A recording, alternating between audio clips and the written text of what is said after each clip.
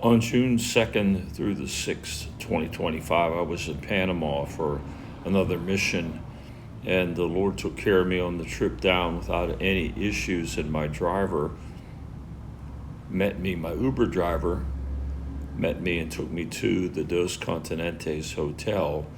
And we used to stay here all the time. It's adequate. It's a bit run down, but everything's fine for only a little over $20 each night. That's very cheap. They have good food in the restaurant, and I basically ate all my meals there right downstairs from my room. There's some good flan that was delicious.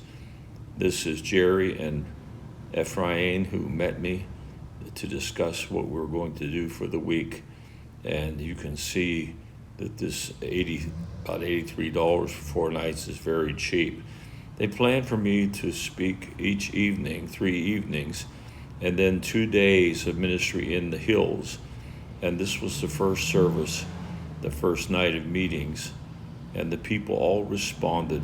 I preached a lot on defining a disciple and a worthy person and who the Lord wants to follow them, that we should spend our time investing in believers and not chasing after unbelievers who refuse to hear the gospel. Yes, we need to pray for them, preach to them, but if they don't respond, we must disciple the believers that do respond. The next morning we went out into the hills, and these are the kinds of roads that Radamet takes me on, and these weren't even the most extreme I've been on. It is still the rainy season, but mostly dry. And he has a 4-wheel drive vehicle, so he's always repairing it from the damage done, crossing these rivers and on these rocky, muddy roads. Beautiful scenery on the way out to these places. We drove about an hour and a half each day from Panama to go out to visit churches, house churches. And this is just breathtaking scenery along the way. And we had a good time in fellowship. Radamet brought his 2 sons the first day and his daughter the second day. This is the first little house church meeting we met in.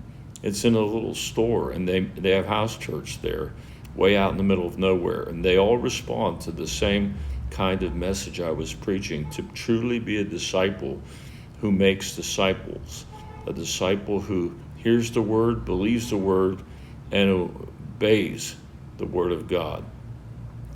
Radamet's also feeding children in this room regularly. He has a feeding program. Then he took me to see a chicken project that's very successful. This family's raising both chickens for eggs, the dark colored chickens, and the white chickens are for meat. This is Radamet's son.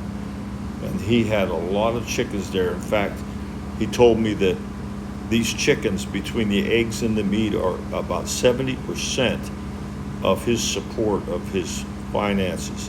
The evening service was in this church, and I preached again. Always a difficult challenge to the people to turn away from their traditions they've been raised in, the addiction to the building-centered worship, and become disciples who make disciples, who follow the Great Commission and not the teachings of men. And they all responded. Every meeting, 100% of the people came forward saying they want to change, to receive that message that I preached to them. Then on the last day of ministry, we went again out into the hills. The nice roads till you get to the place you're going, then they're difficult off the main road. So Radamet goes to these places all month long. He's got dozens of little communities he's reaching out to. He deserves our support and our prayers. This is the place we went to. Again, he told me I was here 6 years ago. I don't really remember. This is the leader when Radamet's gone, this brother. And we had good time of ministry there to another small group. And they all responded once again to the encouragement of Radamet, Ephraim, and myself. Ephraim is using a baby to give an illustration here. And the people are so hungry. They're just baby Christians. They need to be discipled, and we emphasize that they can reach their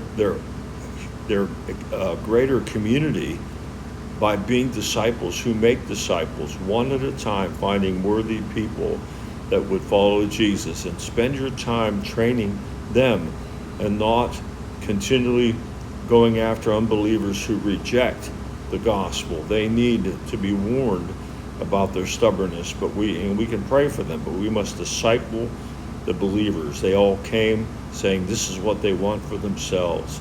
And we had a great time of prayer there in the front of that meeting place. The Lord was moving in every meeting. The last meeting was at